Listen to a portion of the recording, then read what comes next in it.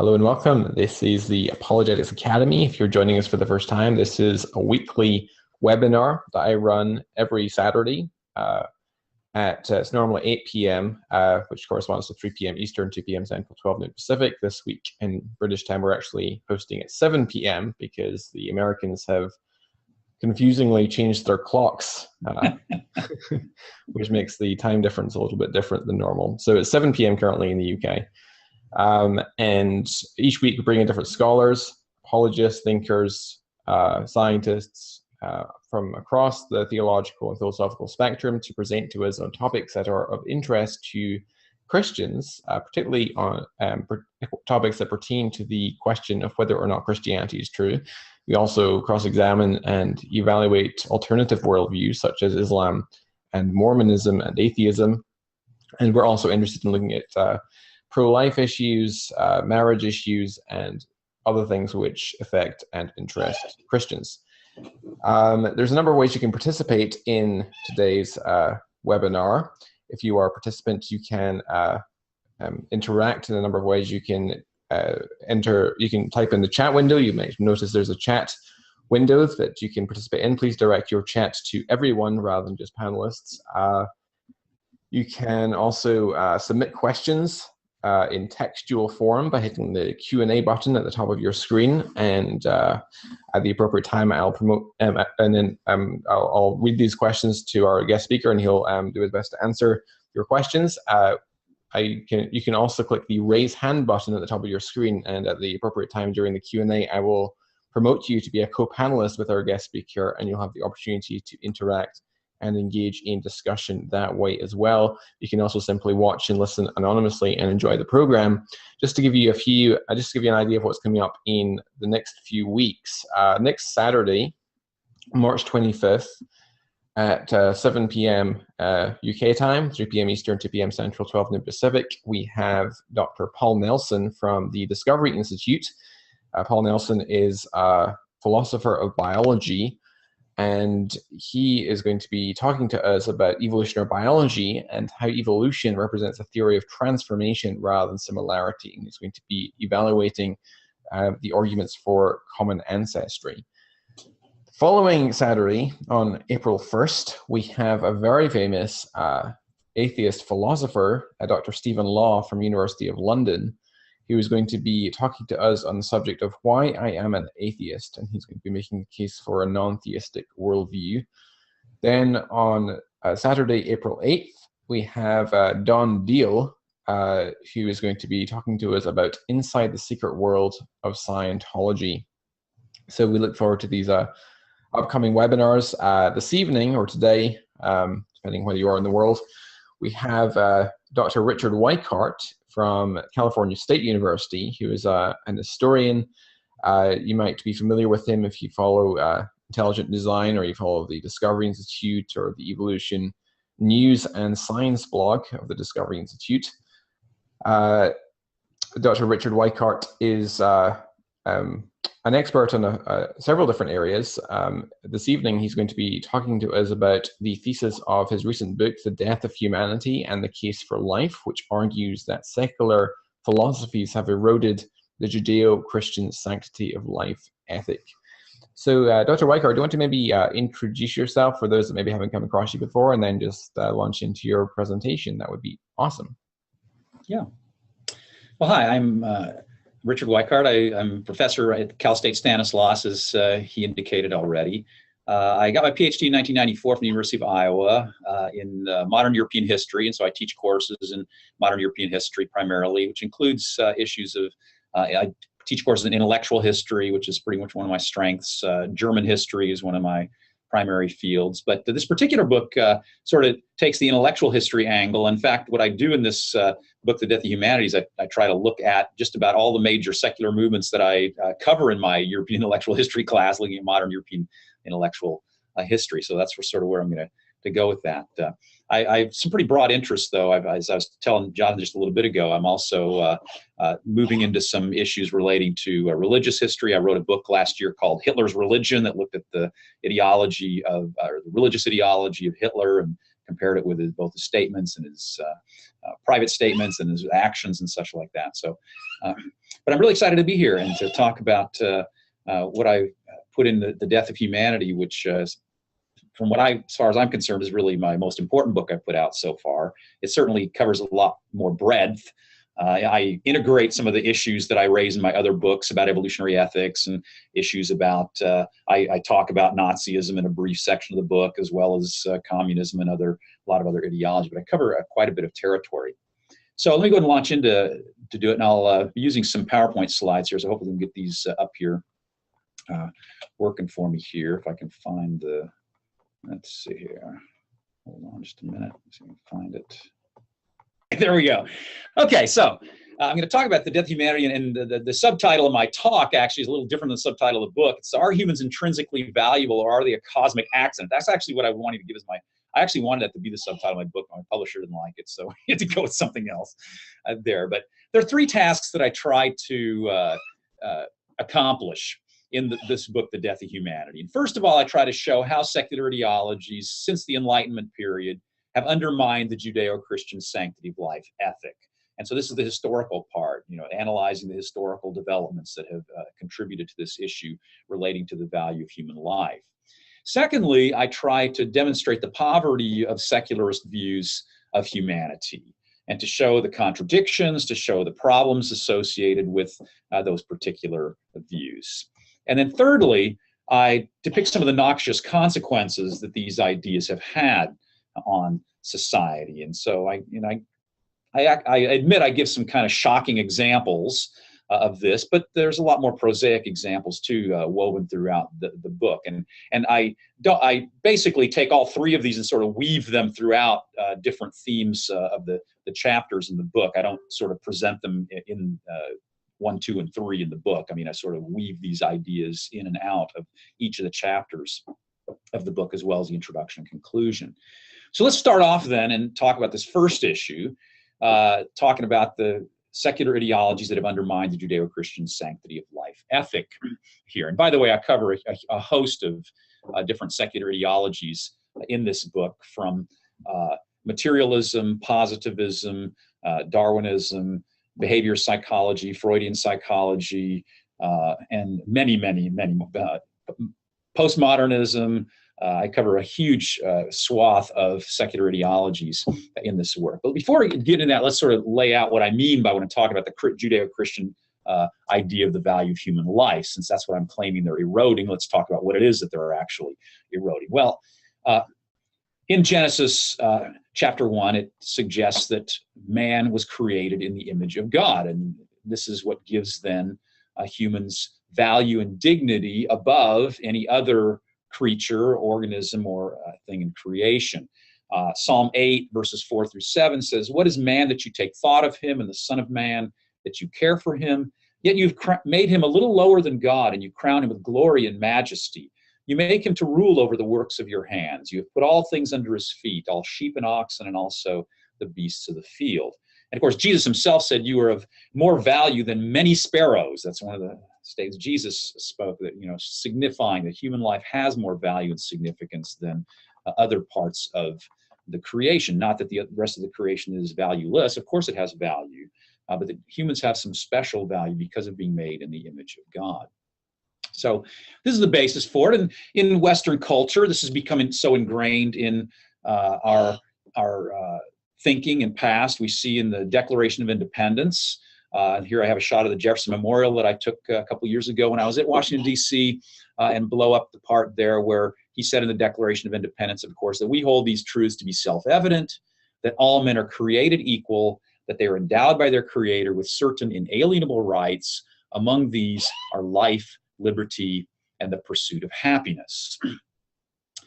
However, Jefferson was arguing from within the context of sort of mainstream Enlightenment thought, which did uphold a lot of Judeo-Christian morality. But during the Enlightenment, there also was a movement known as the Radical Enlightenment. That's what historians refer to it today as. It wasn't known by that at that time. That was more materialistic very often in its philosophical outlook.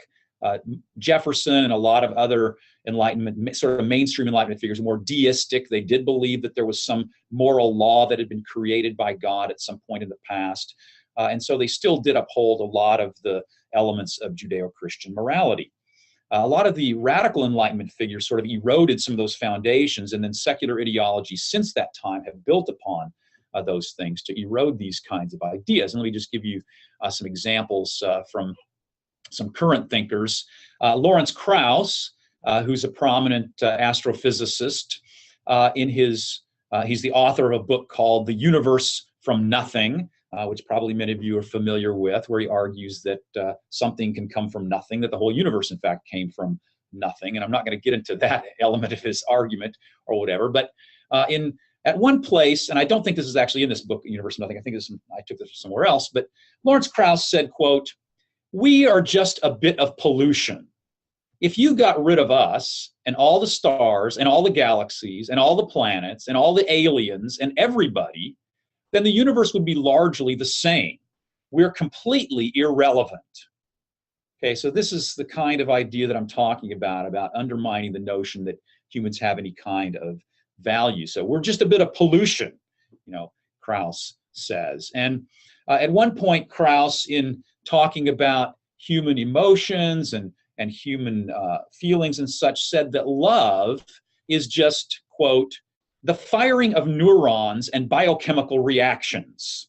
So that's, again, this is the notion that everything that it means to be human is just can all be reduced down to the physicality. It's all just part of the physical universe, and we can explain everything. Love, whatever, morality, everything else can be explained by completely physical laws. And then he goes on to, and then Krauss also went on to say at one point concerning morality, he said, quote, "I think that science can either modify or determine our moral convictions." And then he said, "The fact that infidelity, for example, is a fact of biology must, for any thinking person, modify any absolute condemnation of it."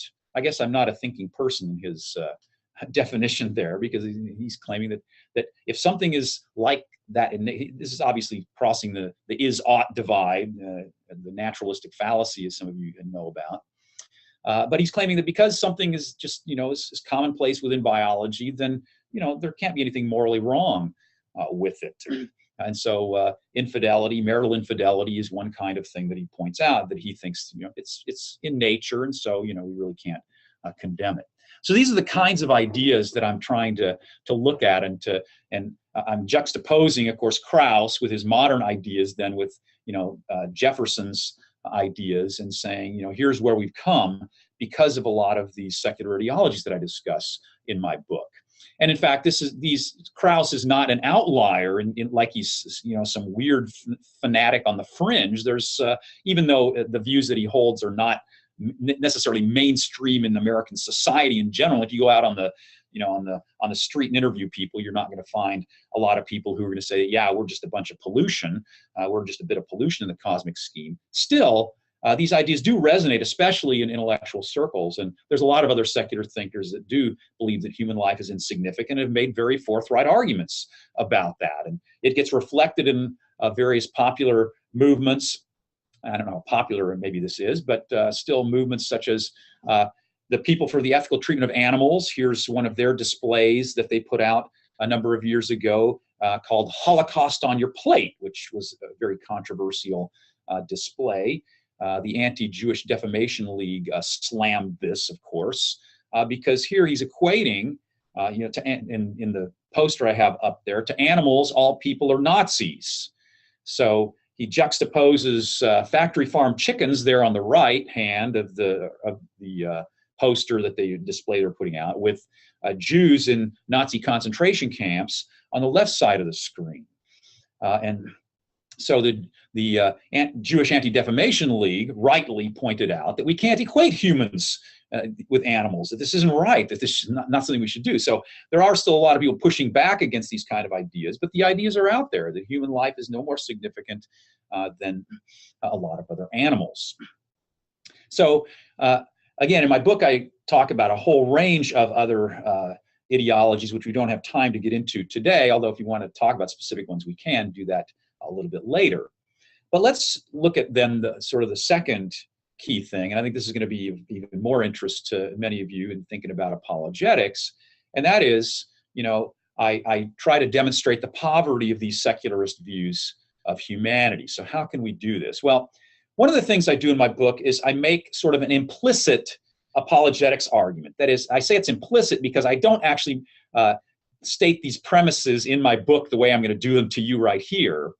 But they're there. If you read the book, they're implicit throughout a lot of parts of the book. And so here is how I would lay it out sort of as an overt apologetics argument. And the argument goes this way. If God does not exist, then human life has no intrinsic value, transcendent meaning, purpose, or objective moral significance. That's the first premise. The second premise of my apologetics argument is that human life does have intrinsic value, transcendent meaning, purpose, and objective moral significance. And the conclusion, which has to follow if you buy into those two premises, is therefore a God exists. So now we need to examine the premises and make sure we got those right, because the conclusion does follow. I mean, it's logically, as far as I can tell, it's a logically tight argument. I've never had anyone challenge the logic behind this argument. So the question is, are the premises true? So we've got to figure this one out. So let's look at the first premise. Then, if God does not exist, then human life has no intrinsic value, transcendent need, purpose, or objective moral significance. Many secularists actually agree with that first premise. Many atheists, in fact, have argued that very point. They've said, yes, if God does not exist, then humans do not have any kind of value or purpose or meaning or objective moral significance. Certainly Friedrich Nietzsche argued this point very vociferously. Sartre, the famous existentialist philosopher, sort of building on Nietzsche's thought, similarly argued that life is absurd, that there is no real meaning or purpose behind life. But a lot of scientific materialists also make similar arguments. Jerry Coyne, in his book Faith versus Fact, Why Science and Religion Are Incompatible, also argues both there and also in some of other venues that human life doesn't have any particular meaning or significance. So in a YouTube video that Coyne put out, he said at one point that the universe, or that science has demonstrated, quote, that the universe and life are pointless. Pointless in the sense that there is no externally imposed purpose or point in the universe. As atheists, this is something that is manifestly true to us. We make our own meaning and purpose. Okay, so there isn't any meaning and purpose outside of us. We can make our own meanings and purpose, and no one denies that. But nothing outside of us gives us any kind of meaning, purpose, or moral significance. The evolutionary biologist William Provine insisted, quote, no ultimate foundations for ethics exist, no ultimate meaning in life exists, and free will is merely a human myth. Okay, so there's a pretty broad range, I think, of thinkers, both from the existentialist and postmodernist kinds of philosophy to the scientific materialists who agree with this, the premise one that I put out there. Then I think we need to then look at premise two. Now, premise two, I think, is one where we might find more pushback on it. Premise two does rely on intuitions that are not going to be provable, certainly in any kind of scientific sense. But I would argue that there's a lot of philosophical arguments, in fact, that are also relying upon various kinds of intuitions. And so how then, if it's not provable scientifically, if many secularists are going to out and out deny it, then how can we demonstrate the truth of premise two? Well, I would suggest that there's two ways that we can do this. First of all, by showing inconsistencies in the worldviews of those who uphold this particular position. And second of all, by illustrating the consequences of this worldview when it is followed consistently. And when I say consequences, I mean consequences that people are really not willing to live with. So I think we can take both of those things and try to unpack this and see if we can bring people to understand that, look, human life does have intrinsic value, transcendent meaning, purpose, and objective moral significance. Because I think even people that deny that overtly very often sort of smuggle it back in other kinds of ways. And so let me give some examples of how I see this taking place. One of the most fascinating figures, in fact, as I was researching the book, The Death of Humanity, one of the most fascinating figures I think to research in this respect was Bertrand Russell, because I think he's one of the most interesting examples of these kinds of inconsistencies that I'm saying that we need to sort of tease out of secular thinkers who, on the one hand, overtly deny that there is any kind of objective morality or there's any kind of objective value or significance to human life. But on the other hand, they make all kinds of statements that show that they really do understand that human life has value. They really do understand that there's some kind of moral significance to humans. So first of all, let me give you a quotation from Bertrand Russell that sort of states his overt position that there is no real objective moral significance to humans. So here's a statement that he made in 1903 in an essay. He said, quote, this is a fairly long quote here, that man is the product of causes which had no prevision of the end they were achieving, that his origin, his growth, his hopes and fears, his loves and his beliefs are but the outcome of accidental collocations of atoms, that no fire, no heroism, no intensity of thought and feeling can preserve an individual life beyond the grave, that all the labors of the ages, all the devotion, all the inspiration, all the noonday brightness of human genius are destined to extinction in the vast death of the solar system, and that the whole temple of man's achievement must inevitably be buried beneath the debris of a universe in ruins. All these things, if not quite beyond dispute, are so nearly certain that no philosophy which rejects them can hope to stand. Now, I know it's a very long sentence there, but one of the things he's saying there, I kind of find interesting this turn of phrase he used there, that all these things that humans have, all their notions of their hopes, their fears, their origins, etc., that's all the outcome of an accidental collocation of atoms, he says. So again, so he's reducing everything to a material base, and so there is nothing beyond that. There's nothing that we can look at with higher significance, greater significance beyond humans. It's all just has to be reduced down to physical processes. Here's another statement that he made in 1925, so about 22 years later. He said, quote, "The philosophy of nature must not be unduly terrestrial, for it, the Earth, is merely one of the smaller planets of one of the smaller stars of the Milky Way. It would be ridiculous to warp the philosophy of nature in order to bring out results that are pleasing to the tiny parasites of this insignificant planet."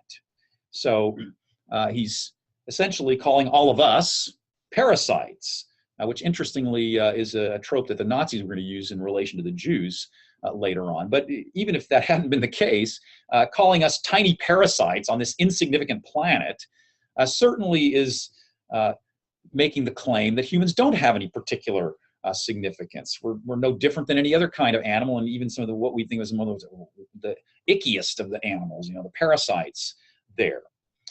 On top of all this, of course, Bertrand Russell was going to very overtly argue that morality is merely subjective desires and emotions. And so he would say that if a person makes a moral statement or a moral claim, like "thou shalt not kill," that what that really means is that I just don't like killing. I have this emotional response or the subjective desire against killing. And so that's all that moral statement means. There's no really objective truth to that moral statement. It's just an expression of my own subjective feelings about that particular subject. So that sort of lays out what his official philosophy was. That's the position that he took officially relating to morality, relating to the significance of human life and such. But then if you examine Bertrand Russell's life and then look at a lot of other statements that he makes relating to issues related to morality, he was a staunch moralist, interestingly. And in fact, his daughter, Catherine Tate, who wrote a book about, my life with Bertrand Russell, in that actually claims that he was absolutist in his moral convictions. He even spent time in jail for his nuclear disarmament protests and such like that. And you have to ask yourself, well, why did Bertrand Russell go to jail? Because he was fighting against nuclear weapons. Well, I think that somehow Bertrand Russell recognized that there is something wrong about us blowing each other to smithereens, and thus there is some element that human life does really have some kind of value. But if we look at even statements that he makes himself, I think it comes through. He said in one of his writings that, quote, "The good life is one inspired by love and guided by knowledge." Now, it seems to me there are some moral truths that he's trying to convey here. The good life, when he's talking about there being a good life, that's implying that there's some kind of morality. And if he thinks he can tell us that it's inspired by love and guided by knowledge, then apparently there does seem to be some kind of moral things. Unless he's wanting to preface that by saying, this is just my subjective feeling or emotions about these things. This is the good life that I think, I suppose he could maybe get out by saying that. But there does seem to be something deeper than that in Russell's claims that he's making about morality. In his autobiography, he claimed that his whole life was animated by three passions. And those three passions he identified as love, knowledge. Those two were in that statement that I just gave you too. So love, knowledge, and pity for human suffering. So once again, Russell does seem to understand somehow that there really is significance to humans. Why does he have pity for human suffering? Why is love so important to Russell? I would suggest it's because somehow he does understand some of these things. And Russell's life becomes even more interesting when you look at some of the private statements that he made. And this sort of gets at his own religious views, which are extremely interesting here, because privately, in 1916, he wrote to a woman that he was in love with at the time about what he sees as himself as the contradictory nature of things within his life and in his inner being. And here's what he said. And again, it's a pretty long quote here, but it'll give you some really interesting insight, I think, into Russell. Russell said, "I am strangely unhappy because the pattern of my life is complicated, because my nature is hopelessly complicated, a mass of contradictory impulses. And out of all this, to my intense sorrow, pain to you must grow. The center of me," and again, it's a long quote, I'm going to keep on going with the quote here, "the center of me is always and eternally a terrible pain, a curious wild pain, a searching for something beyond what the world contains, something transfigured and infinite, the beatific vision, God. I do not find it. I do not think it is to be found. But the love of it is my life. It's like passionate love for a ghost. At times, it fills me with rage. At times, with wild despair. It is the source of gentleness and cruelty and work. It fills every passion that I have. It is the actual spring of life within me. I can't explain it or make it seem anything but foolishness. But whether foolish or not, it is the source of whatever is any good in me. At most times now, I am not conscious of it, only when I'm strongly stirred, either happily or unhappily. I seek escape from it, though I don't believe I ought to." So this is really interesting because Russell here is claiming that there's these contradictory impulses within him, and the contradictory impulses have to do with what he sees as his desire for God here. And he even says it's like a passionate love for a ghost. So he doesn't believe that God exists, but he still has this love for God somehow. And he says this is what makes anything good that comes out of him comes from this desire for God. And so it's really a pretty remarkable confession that he's making here. Again, he was making this privately in a piece of correspondence, but now this correspondence has been published, of course, so now we can look at it and see what was going on within Bertrand Russell's soul, even while overtly he's denying that there's any kind of meaning or significance or purpose in life. And even here, he's claiming it's contradictory impulses. So he's saying, on the one hand, I intellectually, I don't really believe in God. I don't really believe there's a human significance. And he takes that as his overt intellectual stance. But then within himself, he sees these contradictory impulses going. And so this is what I try to do in a lot of my book is look at things like this, not just Russell, but many other thinkers too, where I look at the way that they, overtly philosophize and try to undermine the Judeo-Christian sanctity-of-life ethic. But I'm going to look at the other hand and say, wait a minute, if you look at other things that they say and, actions that they take, you realize that really they do believe that human life has some kind of significance or other. And let me give the example of Jerry Coyne now, too, whom I've already mentioned a little bit earlier here. Jerry Coyne, I already quoted from him about how he thinks that life has no overarching meaning or purpose. And to just drill this down even further, Jerry Coyne at one point said that evolution, quote, I think this was in a YouTube video, I'm not sure where I got this from, but it's in my book, I've got it footnoted in my book. He said, evolution, quote, says that there is no special purpose for your life because it is a naturalistic philosophy. We have no more extrinsic purpose than a squirrel or an armadillo. Okay, so if humans don't have any more purpose than squirrels or armadillos, then it sort of suggests that maybe we could even treat people like animals. And in fact, very interestingly, Coyne actually does make a kind of comparison like that in Faith versus Fact when he talks about physician-assisted suicide. Coyne argues in a very brief passage of Faith versus Fact that since we put down dogs out of compassion for them when they are suffering, we should be able to do the same thing for elderly humans when they've reached a point of suffering and such. He doesn't spell out exactly what he thinks the parameters ought to be there, but he does make this kind of argument. And basically argues that, we do it to dogs. This is a compassionate thing to do to dogs. So, we ought to do the same kind of things for humans there.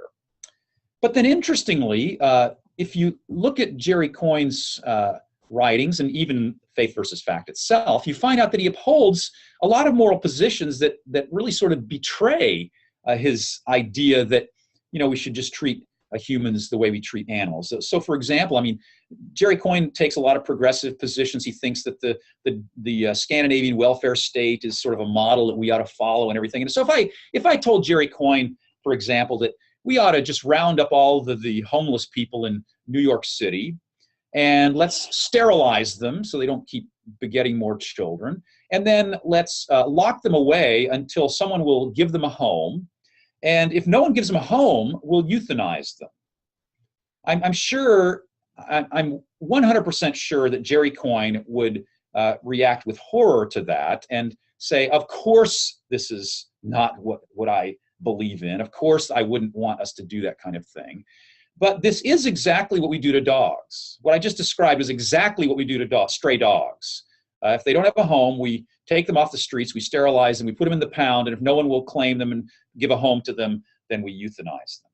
So Jerry Coyne, I think, does recognize that there's a difference between human life and life of other animals. And in fact, Jerry Coyne waxes indignant in his blog on several occasions when people have tried to compare or tried to show the influences of Darwinism on the Columbine massacres, for example, which I do discuss, by the way, in my book, Death of Humanity, too, and I'll get to that in a little bit here in the talk. But he waxes indignant at that, and you have to ask, well, why? Why does Jerry Coyne care about, these teenagers getting gunned down at Columbine? Why does he think that he has to protect Darwinism from that, evil act that took place there? People are gunning down squirrels and armadillos all the time, and Jerry Coyne isn't worried about that. So I think there is a sense in which Coyne does know that human life has more significance than squirrels and armadillos, and his own reactions, I think, betray that knowledge that's in there. Interestingly, in Faith versus Fact, he also argues overtly that what he calls secular morality is superior to religious morality, which after he's already developed the idea that morality is simply an evolved trait, and he doesn't have any basis for arguing that any kind of morality has any kind of objective significance. Yet at the same time, he wants to make the argument that certain kinds of morality are superior to other kinds of morality, which again involves a contradiction, I would say. So once again, I think he really does believe that there are some kinds of morality that are objectively true and right, even though his worldview causes him overtly to deny that. Peter Singer is another interesting example of this. And I spent a good bit of time on Singer in my book, since he's fairly prominent in, obviously, with an endowed chair at Princeton University,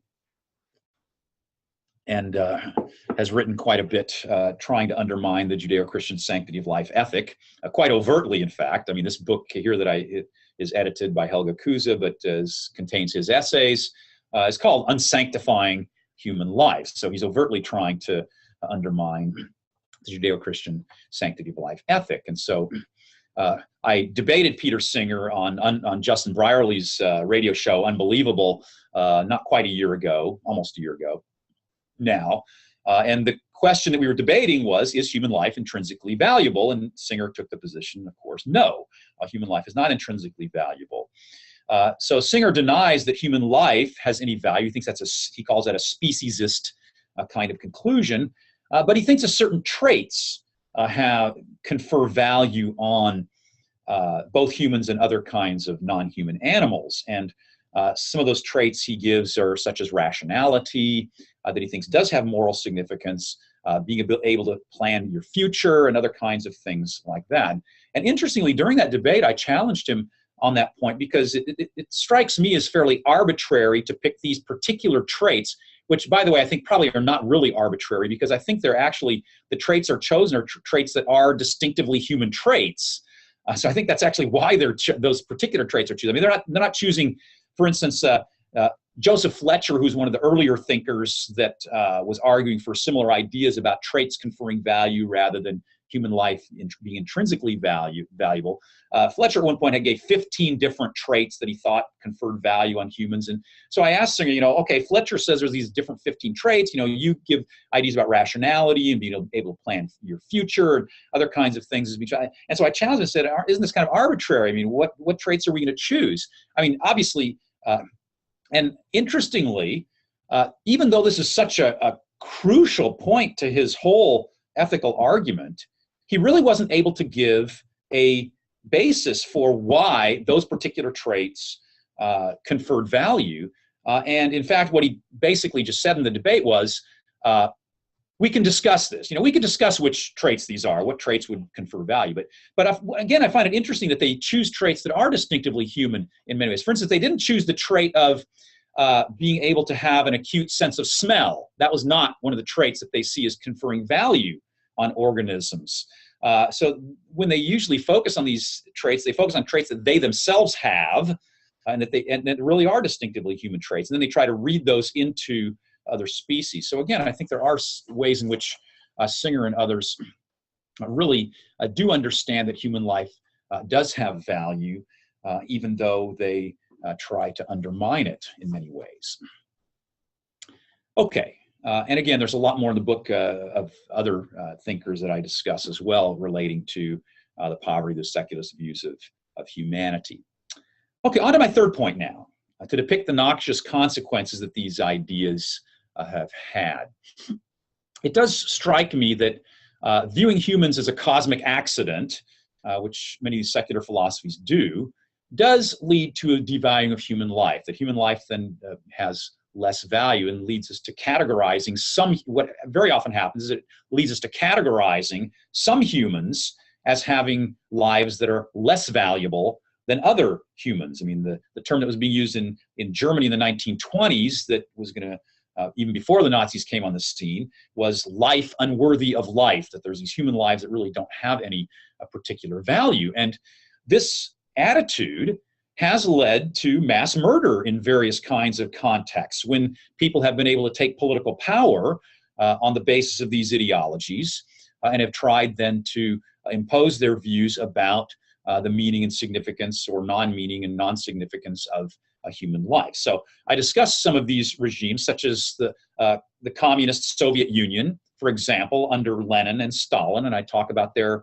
ideology and what they had to say about the value and significance of human life. Now, the communist regimes were environmental determinists, and I have a whole chapter on environmental determinism that looks at the way that many secular philosophies construe humans as being simply the product of their environment.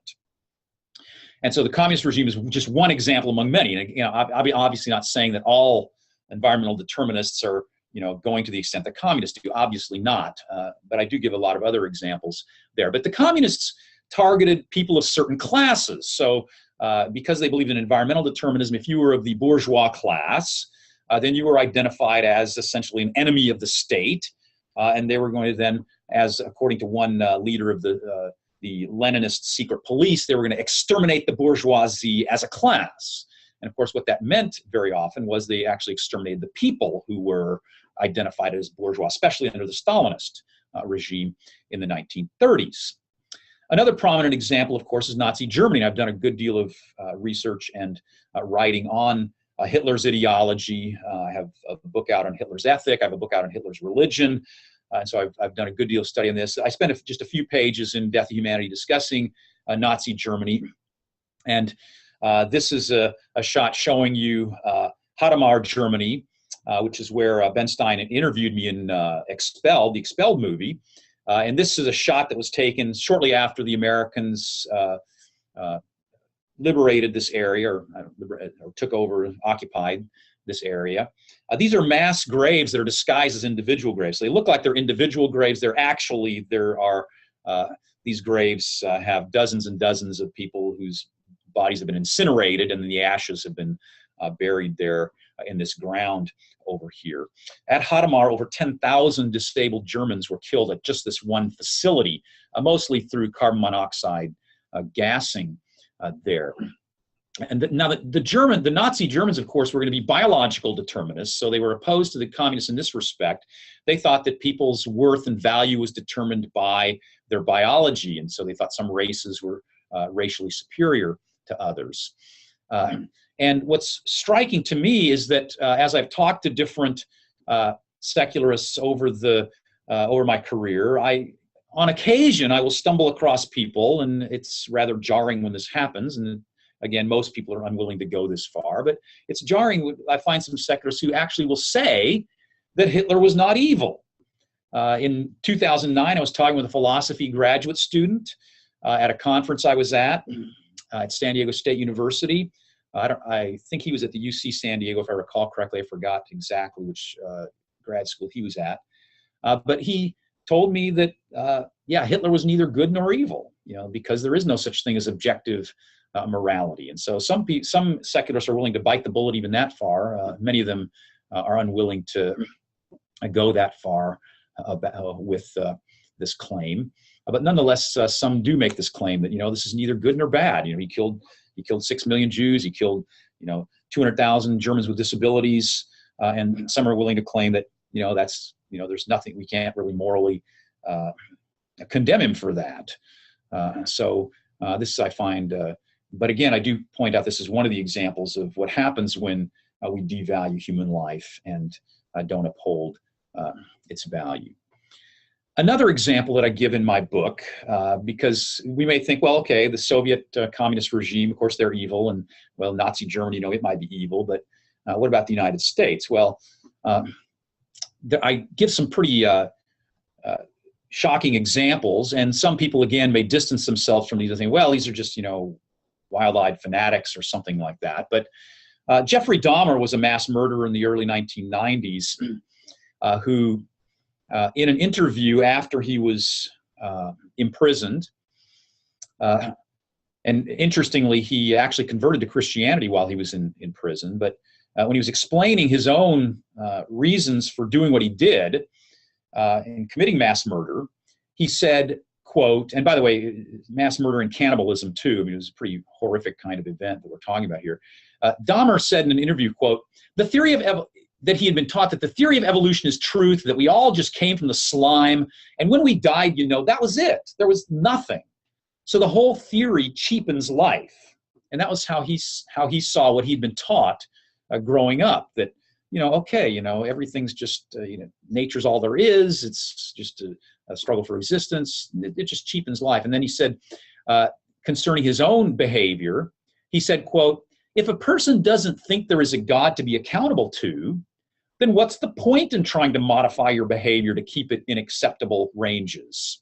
So basically saying, look, there's no God and there's no morality, and so why should I restrain my impulses? Why shouldn't I just do what I want to do, essentially? Now, Dahmer, to be sure, even though he's claiming that these things, these ideas that had been, that he'd grown up with and had learned growing up, that he wasn't claiming that they had driven him to commit those murders, but he was saying they didn't give me a reason not to. They didn't give me a reason to restrain himself from doing those things. But we can also find examples of people who overtly were driven by some of the ideologies, the secular ideologies, to commit other kinds of crimes. And so we have Eric Harris on the left there. This actually is a movie reenactment of it. That's not actually Eric Harris there. But he was wearing a natural selection T-shirt on the day that he shot up the Columbine High School. So that is accurate there. This is a film reconstruction of his 1999 massacre at Columbine High School of his fellow students there. In Harris' journal, Harris was quite an interesting intellectual. He read Hobbes, he read Nietzsche. He, in fact, in his journal, he said, "I just love Hobbes and Nietzsche." He also talked a lot about how he loved natural selection and he wanted the weak and the sick to die. And at one point, he talked about the impact of moral relativism on him. And these are taken from his journal, which we now have access to. In his journal, he wrote, "There's no such thing as true good or true evil. It's all relative to the observer. It's just all nature, chemistry, and math. Deal with it." So, everything's naturalistic. There's nature's all there is, and so there's no good, there's no evil. So pretty much, again, we can be unrestrained. And then in another place of a journal, he said, "Just because your mommy and daddy told you blood and violence is bad, you think it's a law of nature? Wrong. Only science and math are true. Everything, and I mean everything else, is man-made." So all of morality is just man-made. It's not, math and science is the only thing true. And so we can basically make up our own morality. And so if I want to shoot up my school and, get back at the people there for whatever snubs I think I've received or whatever it was, then, that's perfectly legitimate. In fact, he made clear in his journal that he was being motivated by ideas of weeding out the weak and the sick and, wanting to put down those that he considered sort of below him in his thinking. The person on the right there, Pekka Erik Ovinen, also wrote a manifesto before he shot up his school in Finland and killed a number of students there in 2007. This photo there is actually from a YouTube video. This actually is him in a YouTube video that he posted just before he committed his crime. And notice his shirt says, "Humanity is overrated." And Pekka Erik Ovinen also talked, one of his cyber nicknames was Natural Selector. And he also said that he loved eugenics, he loved existentialism. So some of these same kinds of intellectual influences were bringing to bear on him as well. Now, of course, I'm not trying to argue that everyone that embraces these kind of secular philosophies is going to go do the kind of things that Harris and Ovinen did. Of course not.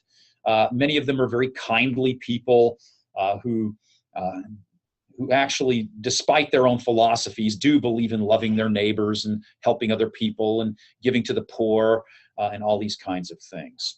However, I still would argue that these ideas that devalue human life have had a pretty profound impact on our society, not so much on mass murder, which is episodic and only happens very infrequently, but more in the widespread acceptance of abortion, infanticide, and euthanasia. And I spend an entire chapter talking about these issues, although actually I interweave in a lot of my chapters issues relating to these as well, too. So I spend a lot of time talking about these issues and how they've been the result of this secularist devaluing of human life over time.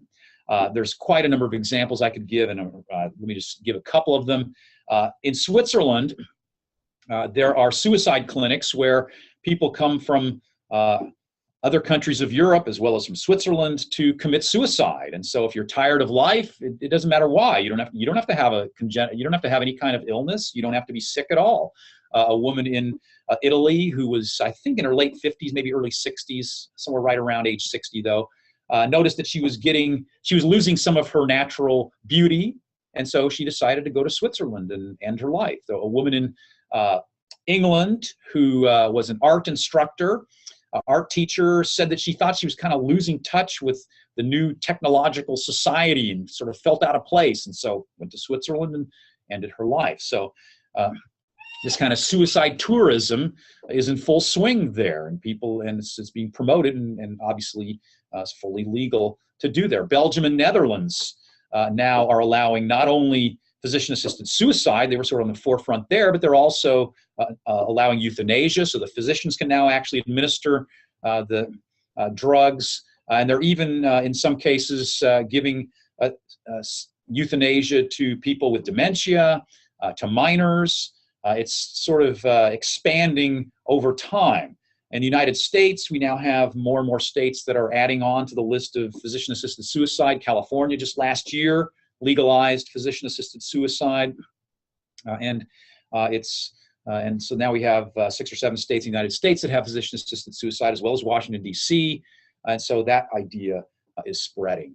And so we're seeing these ideas then from the secularist devaluing human life then percolate into real issues, so that in the book that I'm talking about here, The Death of Humanity, I not only argue that sort of the idea of humanity is dying, but it's actually leading to the literal death of people through abortion, assisted suicide, and euthanasia, as well as these infrequent episodes of killings, but then also, well, this is not infrequent, but the communist regimes, the Nazi regimes, and others, which also have taken these ideas to their horrific consequences.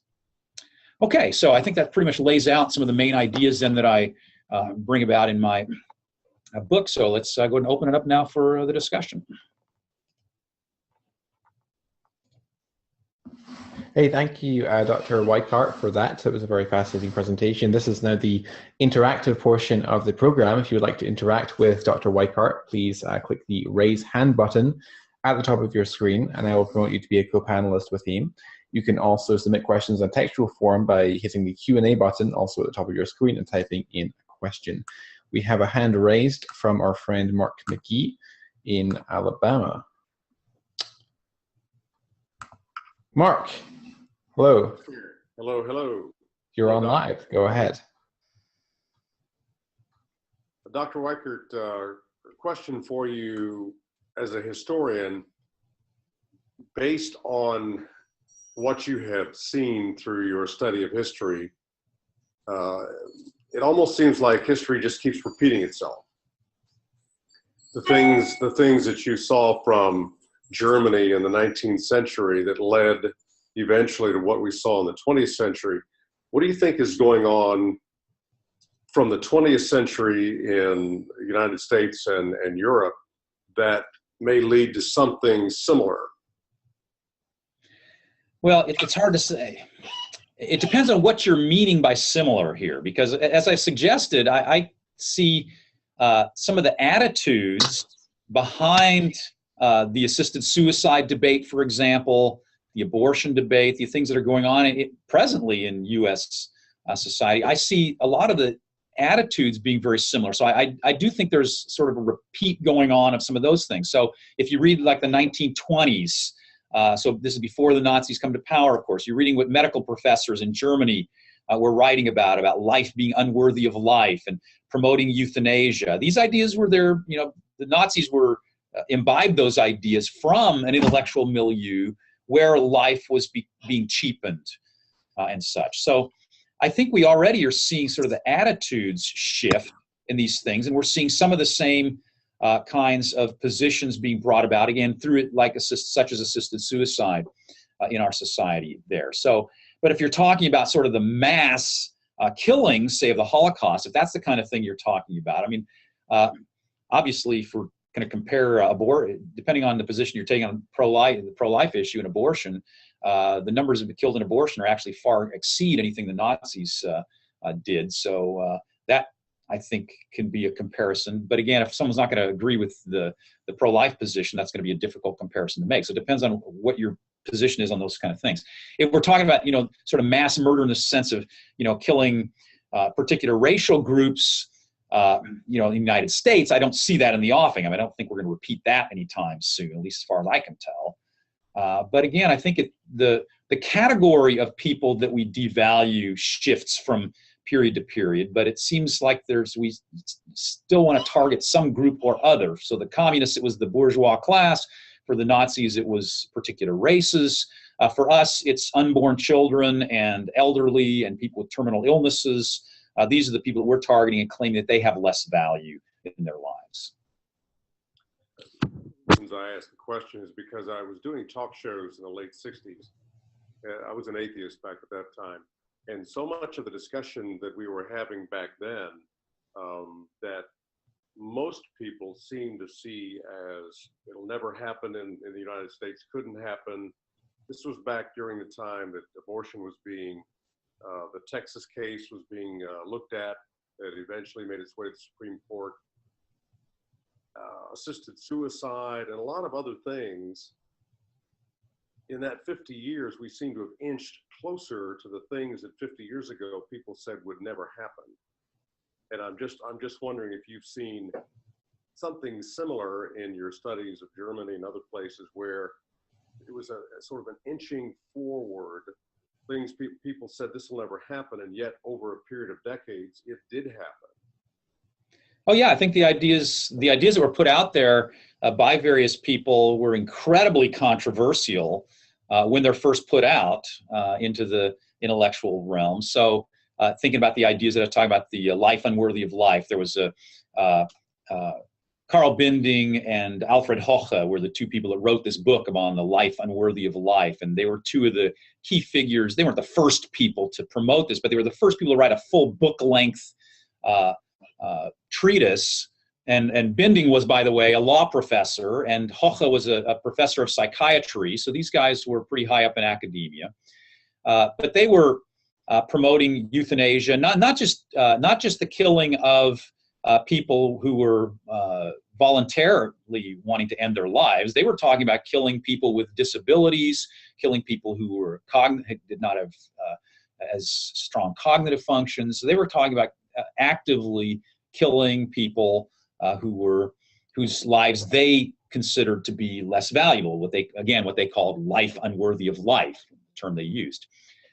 So their ideas in the 1920s was fairly radical, but as time goes on, they get debated. More and more people begin picking up on it, and the reason why then the Nazis are able to finally carry out that program is not because they actually convinced the entire population of Germany that was a good thing. In fact, they actually had to shut down some of those. They actually 6 different centers where they were carrying out the so-called T4 program, which was the euthanasia program, in which they killed over 200,000 Germans with disabilities. They actually had to shut down some of those centers because there was so much popular reaction against it. So they didn't have to get everyone on board. They just had to have people who had political power to be on board. And then they had to have a distraction, which was the war that was going on. In fact, Hitler in 1935 talked to some of his close associates and made clear that he was supportive of euthanasia. He was talking, in fact, with one of his leading physicians in the Nazi Physicians League. And he made clear to him that he supported euthanasia, but he said we need to do it under the cover of war so that everyone's sort of distracted from what we're doing there. Well, even that didn't work totally because, again, they had these 6 killing centers and 2 of them got shut down because of popular pressure. And finally, they shut down all 6 of them because of popular pressure, but after they'd killed about 200,000 people in them. After they'd killed about 70,000 people in them. So they shut them down in August 1941. They were getting a lot of popular rejection of that and hostility toward it. Bishop Galen, a prominent Catholic bishop, came out and delivered a sermon against it. And in fact, the British actually copied his sermon and distributed those leaflets over German cities, dropped the leaflets of this euthanasia, of his anti-euthanasia sermon. So the Nazi regime started getting a lot of blowback from the people of Germany about killing people with disabilities. And so they shut down all 6 centers after they killed a little over 70,000 people in them. Interestingly, though, they kept on the killing. They didn't stop the euthanasia program. They just decentralized it. Instead of having 6 euthanasia centers where they were bussing in people, where it was kind of a little public and a little obvious what they were doing, they simply started killing people in dozens and dozens of hospitals throughout Germany in psychiatric institutions and such. And so they actually, in the last 4 years of the war, they actually killed more people than they did with those 6 centers that they'd set up. So they killed about 70,000 by August of 1941, and that's in about a 1.5-year period. They started the killing in January 1940. August 1941, they ended up shutting down those 6 centers, 2 of which had already been shut down earlier. And then by the end of the war, they'd actually killed another 130,000. So a total of over 200,000 people were killed. But there was a lot of popular resistance and to that as well. And so, yeah, and so what I see going on today is that, yeah, in the 1950s, Joseph Fletcher was considered extremely radical for putting some of these things on the table about abortion, assisted suicide, euthanasia, and such, which he promoted during the 1950s. But as time goes on, you get other people picking it up, more intellectuals coming on board, and it becomes less and less controversial, and then gradually it catches on. And so in the United States right now, in the assisted suicide debate, there's still a lot of resistance in the general population to assisted suicide in many states. But there's also then 6 or 7 states that now have it legal, including California. In California, actually, it sort of got pushed through during a special session of the legislature. They actually had tabled it. This is 2 years ago, almost 2 years ago in the summer. The assisted suicide bill had gone through the committee. It had been tabled. They realized they probably didn't have enough votes to get it through the legislature. But then the governor, Jerry Brown, called for a special session on health, and they rammed it through very quickly through the California legislature without a lot of comment, without the kind of oversight that normally would happen during a legislative session. And so even in California, there's a lot of popular opposition to physician-assisted suicide. So even though there's a good deal of support too, I understand that as well. But again, as time goes on, it becomes just more normal. As California now passes it, Washington, D.C. just passed it just recently. More and more states are coming on board, and as it goes on, it probably will become more normalized. But you're right. 50 years ago, many of these things would have been said, no, that's outrageous. That's not going to happen. And we can say that about a lot of moral issues that we're seeing being thrust upon us these days. Right. Very good. Well, thank you so much. Yeah. Thanks for the question. Thank you, Mark. Okay. We have a couple submitted questions. Roland asks an interesting question. Is there a possible correlation of pornography and morality? I don't really deal with that in my book, but I actually do deal with more general issues of sexual morality to some degree, and the way that many of these secularists tried to undermine the family structure. And in fact, some secularists, like I think I have in my book, I don't remember for sure, but Aldous Huxley made some really interesting comments in the 1930s about how when he was sort of a rabid atheistic thinker in the 20s, and he never became a Christian or anything, but he sort of distanced himself from his rabid atheism earlier on.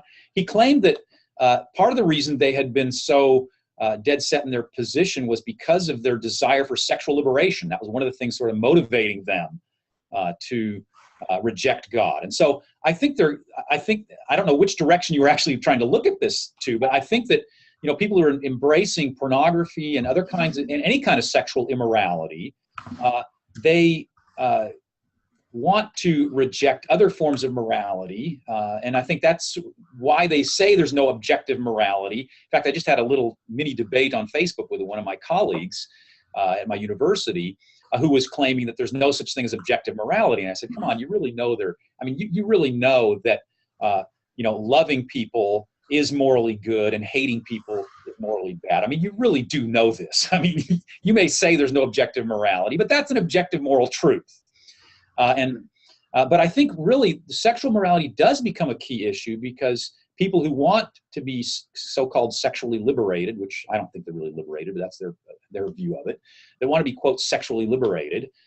They don't want there to be a restriction on their sexual activities, and so they then make the claim to themselves, try to justify it by saying there is no objective morality, so I can just decide what's moral and not, and if it brings me pleasure and I like it and it doesn't hurt anyone, then. But by the way, when it says it doesn't hurt anyone, they're actually showing that they really do believe there's some objective morality, because otherwise it wouldn't matter if you hurt anyone. Rape would be fine too, if there's no objective morality at all. But they're trying to justify often their morality. So, from my understanding too, pornography is a plague on our society at this point, and especially among young men. I mean, I was at the National Conference on Christian Apologetics in October, and Josh McDowell gave a talk about some really stunning statistics that he's compiled about the numbers of young men at, very conservative Christian colleges who are addicted to pornography. And so, yeah, I think it can drive our moral views, and I'm hopeful that we can, through the power of Christ, gain victory over this in their young people's lives. Absolutely. We have another question that was submitted. If you remove God from the equation, can there be any moral absolutes? Yeah, that's a great question. I mean, I have a hard time seeing how you could ground any kind of objective morality without having a God. And I do believe that I do think that the argument that, if God does not exist and objective morality does not exist, I mean, I think that is actually I think that makes a lot of sense. I know there are some people who deny that, but I don't think there are very many people that deny that. I mean, I've run into a handful of people who claim that there can still be some deontological ethics without there being any ontological grounding for it. To me, that doesn't make a lot of sense, however. Great. Do we have any other questions at the moment? If you have any questions for Dr. Weikart, just raise your hand. There we go. There's one question from Kevin.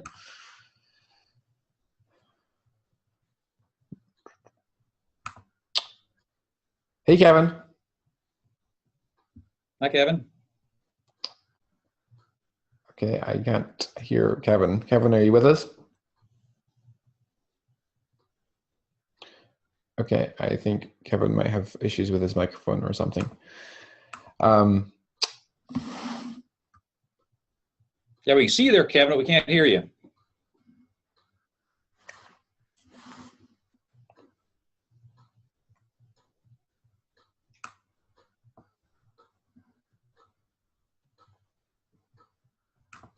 One, two, can you hear me? Oh, now we can hear you. It's a little bit quiet, but... Hold on. There's an issue here with the automatic volume. Can you hear me now? Yes.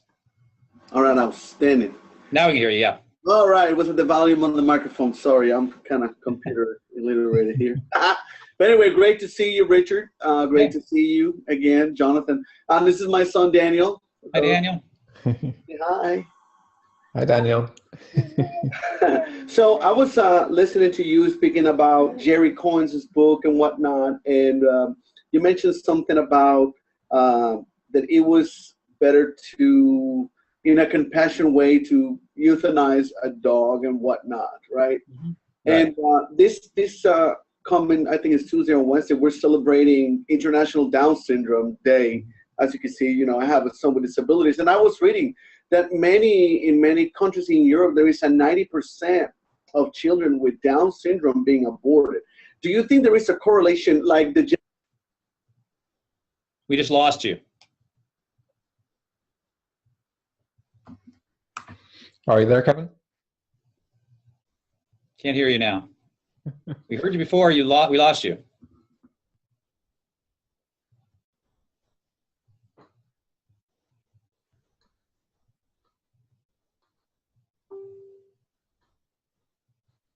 Still can't hear you. Yeah, can you type in his question? Yeah, Kevin, if you can't get your microphone working, perhaps you could type in the question. Type in the chat. Yeah. Yeah. Let me just say something about, while he's doing that, let me just say something about what I think he was going at with that, with the Down syndrome issue. In fact, Iceland, I just saw recently, has sort of celebrating that they have 100% abortion of Down syndrome babies, that they have no Down syndrome babies being born in Iceland right now. The United States, I think it's pretty close to 90% too, if I recall the statistics correctly. So it's not just Europe that has those kind of statistics. Most Down syndrome children are being aborted these days. And the attitudes behind that do seem to me to be fairly similar to this notion that, there's certain qualities that confer value on humans, and if certain people don't have those qualities, then they don't have the same kind of meaning and significance as others. And so since abortion is legal, let's get rid of them there. So yeah, I do see the sort of similarities in the attitudes behind that. But interestingly, we're kind of schizophrenic in our society, though, because with the Americans with Disabilities Act, where we're trying, people, once they're outside the womb, we're trying to do a lot for people with disabilities. And this is great. This is something that's quite good and shows that we do value them, as we should. But on the other hand, we're trying to think, if we can kill them before they emerge from the womb, then that's being promoted very strongly by people. And so the different genetic testing that's being done does smack of the same kind of eugenics ideas back in the early 20th century, whereby certain people have value and other people don't have value. Kevin said in the chat, do you think there is a correlation concerning aborting children with Down syndrome with the same eugenics of euthanizing a dog because it will suffer it? Because it will suffer, it equals dog. Yeah, I do think, and interestingly, one of the word you use there, I think interesting, is suffer, and that's a term that gets used quite frequently in these debates. And it's something that I think we as Christians need to be especially careful about, because Peter Singer and others are utilitarians. And I have a whole chapter in my book, in fact, called The Love of Pleasure. And in that book, I sort of unpack some of these philosophies, such as utilitarianism, which has its roots all the way back in the Enlightenment period with Jeremy Bentham, and even before that with Helvetius, a French philosopher who Bentham took a lot of his ideas from. And so this utilitarian idea is that pleasure is the ultimate good. And so suffering is the ultimate evil, the ultimate bad. And so I think we need to be careful not to buy into those presuppositions when we're debating and talking with other people. Because people, for instance, in the assisted suicide debate, but it also plays into the debate about aborting children who we think are going to suffer. By the way, interestingly, there's a whole lot of Down syndrome children whom I've met who seem to be very happy, very well adjusted, and don't seem to be suffering anymore, maybe even a lot less than others who do have their, who are, quote, normal, as we call them. So it's not even clear that they're suffering, but still we need to make sure we don't buy into that idea that suffering is morally bad and that pleasure is morally good, because that really doesn't equate. And in Scripture, I think we find that there are many senses in which pain is the result of moral evil, or and is part of the curse upon the fall that of humankind. But that doesn't mean that pain itself is a measure, or pleasure or pain is a measure of what is good and what's evil. Okay, Kevin, does that answer your question, Kevin? No, that was awesome. Thank you so much. Yeah, it's great to see you, Kevin. Same here. Thank you, Kevin. Okay, if anyone would like to ask any final questions, then now would be the time to do so. You can submit them via the Q&A button or raise your hand. Otherwise, we'll begin to wrap up. Let me say something about the issue that I just raised about suffering, though, too, because one of the interesting things that gets brought up in the assisted suicide debate is the issue of suffering. And people talk about how, the horrible suffering of people, that's one of the key motivations in passing a lot of the assisted suicide legislation. Certainly California, it was. But what's interesting, too, even aside from the deeper moral issues that I just said that we need to be aware of, in the practical level, it actually is not the case that most people that have assisted suicide are in intense suffering. If you look at Oregon has had the longest run of assisted suicide. It's been there since the mid-1990s. So there's been about a little over 20 years of assisted suicide in Oregon. And so they've compiled statistics. And in fact, well over 60% of the people in Oregon who committed suicide were not in any kind of significant pain. But what actually is the case very often is that these people who commit assisted suicide do not have strong family or friend networks, people who are showing them love and compassion and such. And so it shows the real need for us as Christians to show love and care and compassion and try to include people who may have desires to end their lives.